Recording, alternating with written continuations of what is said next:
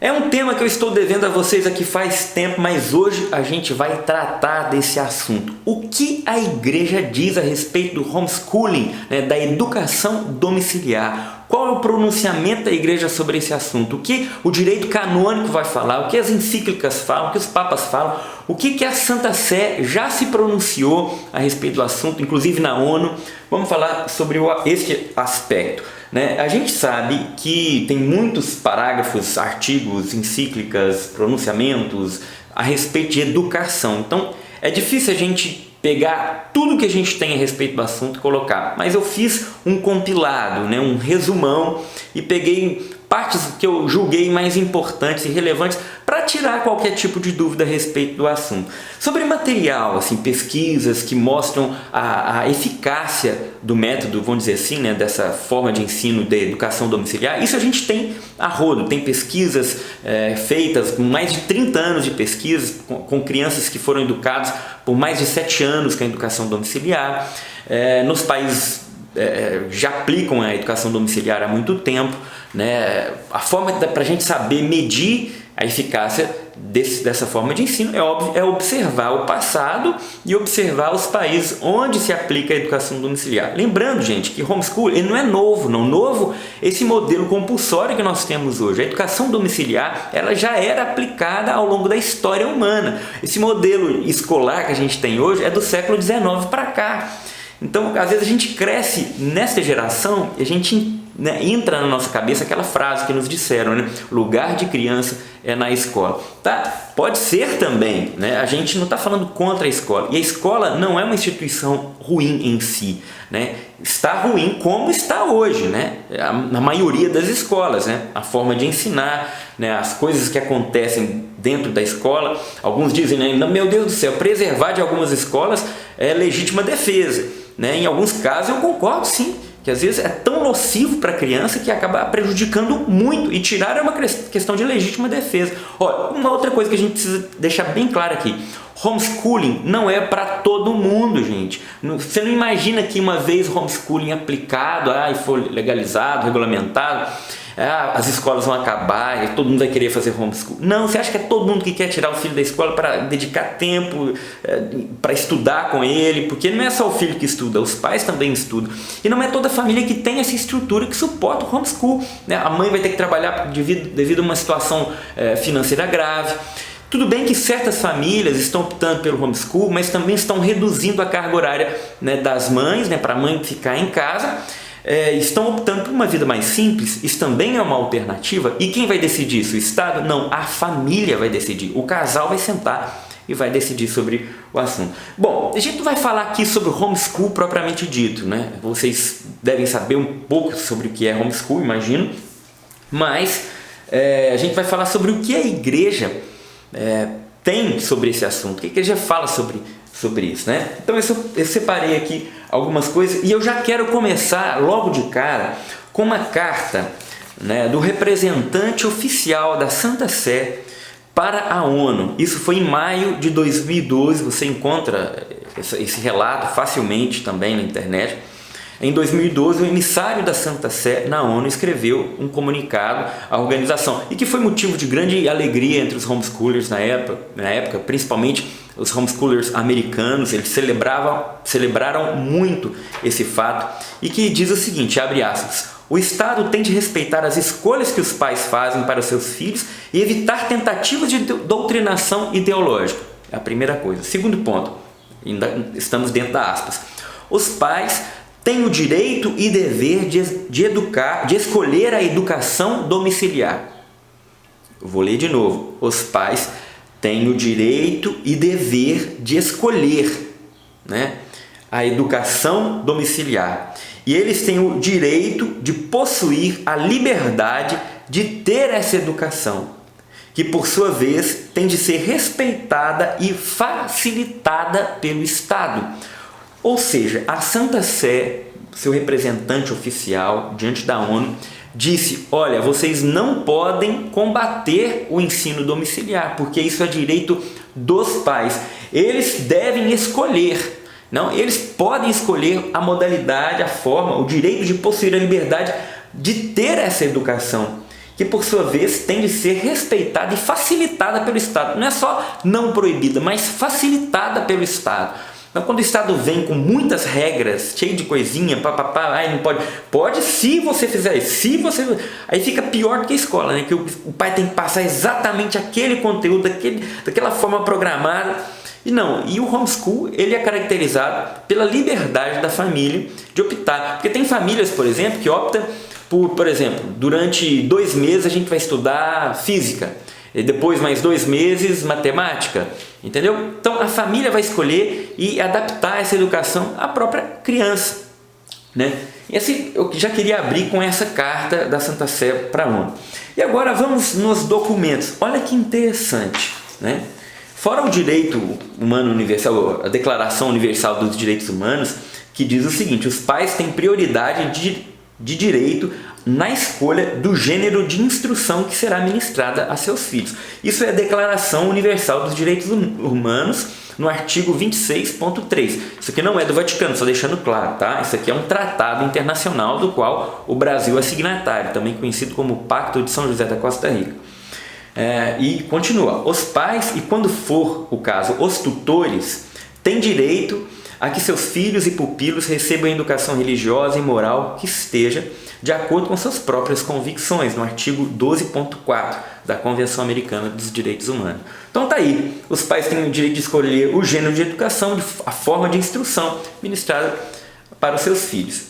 Beleza, agora, olha que interessante, os cânones da Igreja Católica, né, vão falar no direito canônico, né?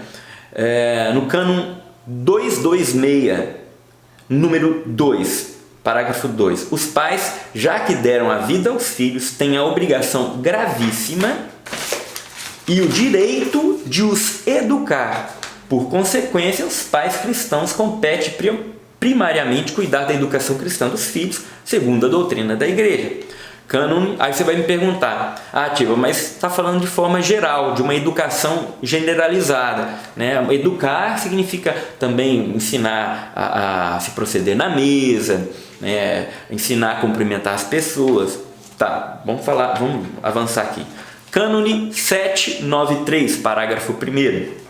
Os pais e os que fazem suas vezes têm obrigação e gozam do direito de educar os filhos. Os pais católicos, além disso, têm o dever e o direito de escolher os meios e as instituições com que, segundo as circunstâncias dos lugares, possam providenciar melhor a educação católica dos filhos. Escolher os meios e as instituições. Cânon 1055, parágrafo 1º. O pacto matrimonial pelo qual o homem e a mulher constituem entre si o consórcio íntimo de toda a vida, ordenado por sua índole natural ao bem dos cônjuges e à procriação e educação da prole, entre os batizados foi elevado por Cristo, nosso Senhor, à dignidade de sacramento. Ou seja, o que o documento está falando? O sacramento do matrimônio, ele foi ordenado para a procriação e a educação da prole. Então é a união dos cônjuges, né? O bem dos cônjuges, mas a criação e a procriação, né? E a educação da prole. Parágrafo cânone 1136. Os pais têm o dever gravíssimo e o direito primário de, na medida de suas forças, darem aos filhos educação, tanto física, social e cultural, como moral e religiosa. Ou seja, não é só educação religiosa para os filhos que a igreja está falando. Todo tipo de educação, educação física, educação social, educação cultural, moral, religiosa, ou seja, abrange todos os níveis de formação. Os pais, eles são os primeiros a fazer isso, né?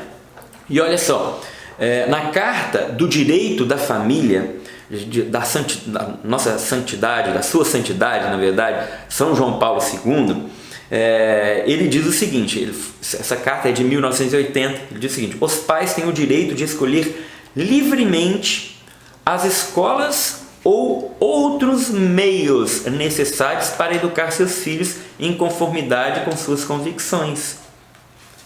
Vou ler de novo. Os pais têm o direito de escolher livremente as escolas ou outros meios necessários para educar seus filhos em conformidade com suas convicções. O Catecismo da Igreja Católica também vai falar sobre isso. A fecundidade do amor conjugal, no parágrafo 22 e 21. A fecundidade do amor conjugal não se reduz apenas à procriação dos filhos. Deve também estender-se à sua educação moral e à sua formação espiritual. O papel dos pais na educação é de tal importância que é impossível substituí-lo. O direito e o dever da educação são primordiais e inalienáveis para os pais. Tá? Então, o que a igreja entende como homeschool? Primeiro, o direito pertence aos pais. E o que a igreja entende como a escola?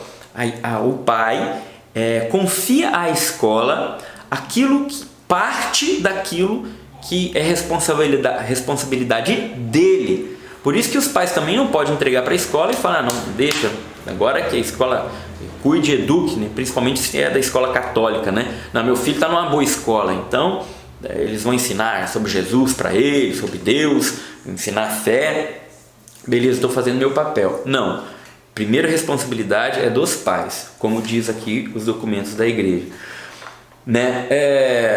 Mas se você está achando o seguinte, não, isso é coisa antiga, né? Hoje a igreja não entende mais assim. Não.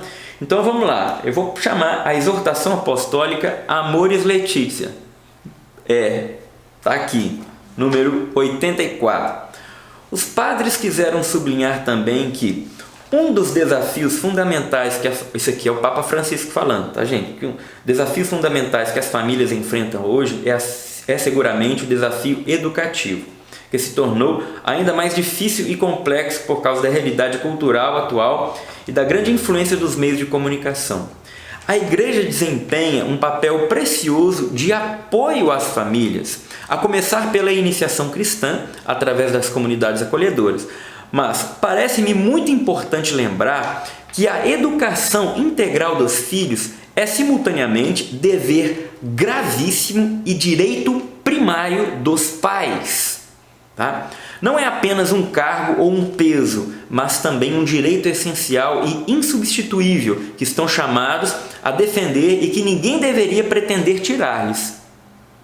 Então você que se diz católico, é contra o homeschool, preste atenção no que o Papa está falando para você, o que os documentos da igreja estão falando para você. Você não pode ter a pretensão de tirar esse direito dos pais educarem seus próprios filhos. Tá? Então, se você está indo contra, se você é contra o homeschool, você pode não querer aplicar com você, tudo bem. Você acha melhor colocar numa escola, perfeito, muito bom, não tem problema nenhum. Agora, combater o homeschool, você está indo contra o magistério da Igreja Católica. Então, cuidado, você que se diz católico e faz aí militância contra o homeschool, tá? O Estado oferece um serviço educativo de maneira subsidiária, acompanhando a função não delegável dos pais, que têm direito de poder escolher livremente o tipo de educação acessível e de qualidade que querem dar aos seus filhos, de acordo com suas convicções. A escola não substitui os pais, serve-lhes de complemento. Este é um princípio básico, diz a encíclica. Qualquer outro participante no processo educativo não pode operar senão em nome dos pais, como com seu consenso e, em certa medida, até mesmo por seu encargo. Infelizmente, abriu-se uma fenda entre família e sociedade, entre família e escola. Hoje, o pacto educativo quebrou-se e, assim, a aliança educativa da sociedade com a família entrou em crise. Quer coisa mais clara do que isso, gente? Impossível. E continua. A igreja, no número 85, que eu li agora foi o número 84. Número 85, a igreja é chamada a colaborar com a ação pastoral adequada para que os próprios pais possam cumprir a sua missão educativa, né? E sempre o deve fazer, ajudando-os a valorizar a sua função específica e a reconhecer que quantos recebem o sacramento do matrimônio são transformados em verdadeiros ministros educativos, pois quando formam seus filhos, edificam a igreja e fazendo aceitam uma vocação que Deus lhe propõe. Então, aí eu falei a respeito da Carta do Vaticano. Então, gente, não é só questão de moral e fé, como eu li aqui, em toda a abrangência do que tange educação. Primeiro, a prioridade é dos pais, a responsabilidade primeiro é dos pais. A escola vem subsidiar num processo de ajuda, de colaboração, de facilitação, né? E nunca de usurpação de competência, tá? Então que fique muito claro para aqueles católicos que fazem oposição à educação domiciliar. Vocês não estão se colocando em luta contra uma organização, contra pais que vocês intitulam malucos ou irresponsáveis. Vocês estão contra o que a igreja, o magistério da igreja, já declarou sobre a função e papel dos pais. Então, mais claro que isso aqui, meu amigo, eu não sei. Só se desenhar para vocês assim, entendeu? Então, essa é a realidade. A educação domiciliar, gente, ela não é uma obrigação.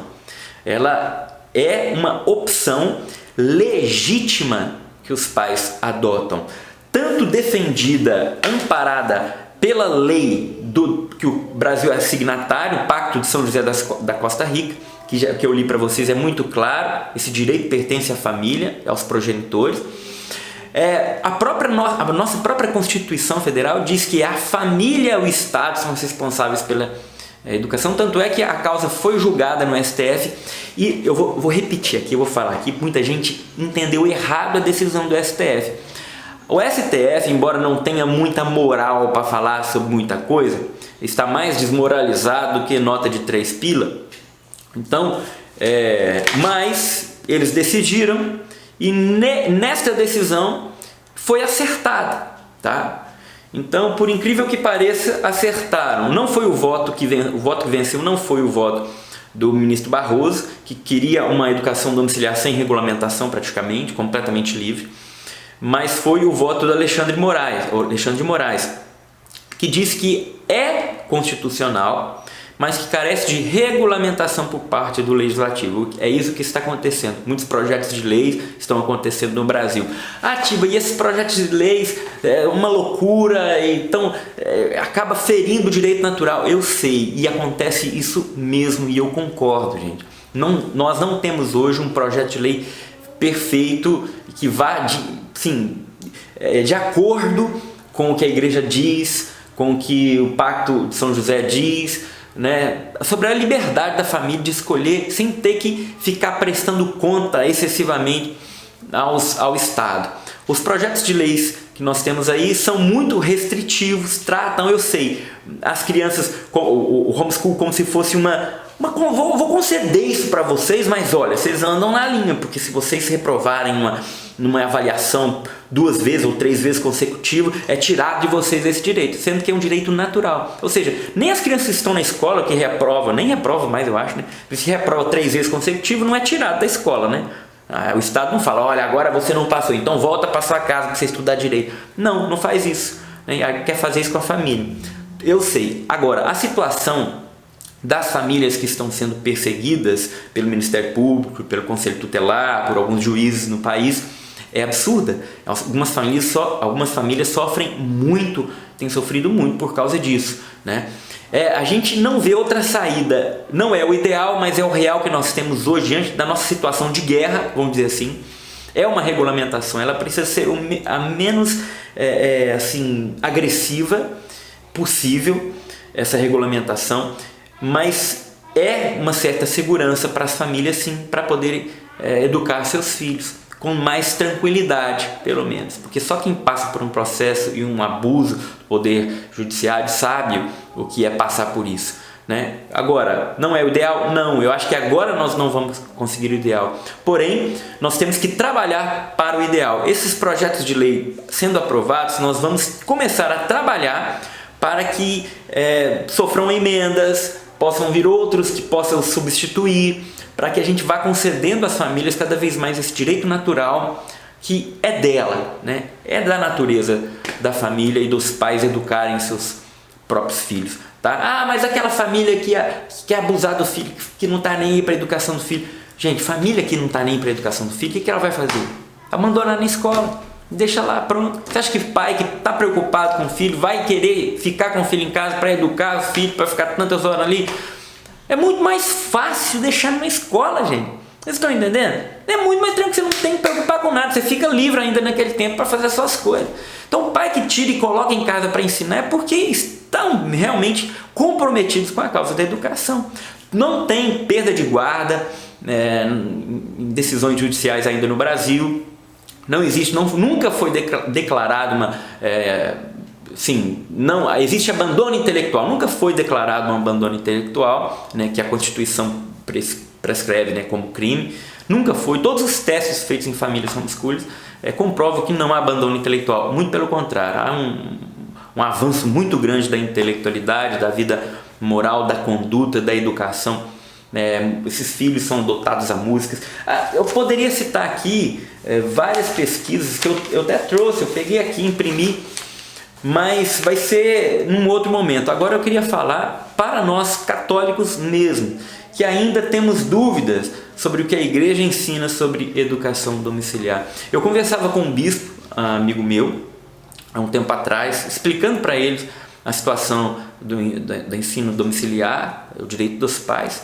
Ele olhou para mim e falou assim, mas Tiba, isso é muito claro para a igreja, né? Todos os papas já disseram sobre isso, isso é muito evidente, é um direito natural da família, dos pais, a educação, né? Cabe a eles, né? A igreja entende isso já há muito tempo e de fato, que eles querem enxergar, enxergam, não é verdade? Tiba, mas eu pertenço a uma instituição, eu sou lá de um movimento, eu sou de uma comunidade. Essa comunidade, essa instituição, esse organismo que eu me encontro dentro, né, uma pastoral, seja o que for, esses responsáveis, eles têm autoridade para interferir nisso. Eles poderiam falar para mim assim, olha, tudo bem, a igreja diz a respeito disso, e para nós também é claro, mas nós não permitimos aqui dentro da nossa instituição. Isso é possível, Tiba? Não, jamais. Nem criar uma regra onde você assine, eu concedo a educação do meu filho para ser decidido pelos meus superiores. Você não pode fazer isso porque é indelegável, tá? É insubstituível, é intransferível. A geração da prole e a educação dela são as duas coisas. Nenhuma instituição pode falar para você quantos filhos você tem que ter ou pode ter, e nenhuma instituição pode falar se você tem que educar ele assim ou assado, tá? Então isso pertence exclusivamente aos pais, como eu acabei de ler aqui. Mas se tiver um acordo antes, esse acordo é inválido, não vale, porque vai em desacordo com a lei natural que Deus já imprimiu na natureza do matrimônio e da nossa identidade de pai e mãe. Então não tem conversa, gente. Ninguém pode dizer para vocês que como vocês têm que educar seus filhos, como que vocês podem aplicar ou não, e nem quantos filhos que vocês podem ter ou não. Essas duas coisas, essas duas funções, tarefas e responsabilidades pertencem a vocês, pais, tá? Pai e mãe. E não é delegável, não pode acontecer. Isso é ilegítimo e imoral, tá? Que fique bem claro, acho que já ficou, né? E é isso aí, gente. Deus abençoe. Em uma outra oportunidade eu falo sobre outros aspectos do homeschool, sobre a eficácia do método e tal. Eu posso dar meu testemunho aqui. Eu sou pai homeschool também. Tenho 4 filhos, 3 fora da barriga e 1 dentro, né? Aplico o homeschool com eles, né? Meus meninos com 4 anos já estavam lendo, alfabetizados, já estão bem desenvolvidos, amam leitura. E é uma coisa fabulosa. Mas isso a gente deixa para um próximo vídeo. Se você não é inscrito no nosso canal, se inscreva no nosso canal, não custa nada, coloca um joinha também, coloca um comentário, isso nos ajuda muito. Deus abençoe e até a próxima oportunidade. Tchau, tchau.